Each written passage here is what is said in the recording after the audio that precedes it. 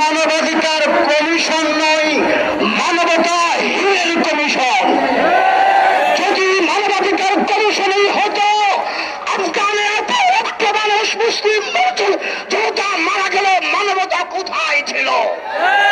ফিলিস্তিনে তোমাদের মানবতা কোথায় ছিল? কাশ্মীরে মানবতা কোথায় ছিল? সিরিয়ায় মানবতা কোথায় ছিল? গত 16 বছরে আওয়ামী ফ্যাসিস্টের আমলে বাংলাদেশে হাজার হাজার মানুষ শহীদ হয়েছে, গুম হয়েছে, নির্যাতনের শিকার হয়েছে। তোমাদের মানবতা এতদিন কোথায় ছিল? বাংলাদেশে নতুন করে মানবাধিকার কমিশন স্থাপনের উদ্দেশ্য আপনার বাংলাদেশের সমকামিতার বীজ বপন করার নতুন ষড়যন্ত্র মাত্র।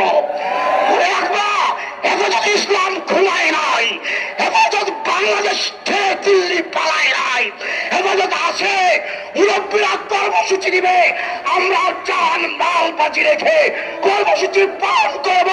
প্রয়োজনে মানবাধিকার কমিশনের প্রতিটি ইট খুলে খুলে নিয়ে যাবো ইনশাআল্লাহ।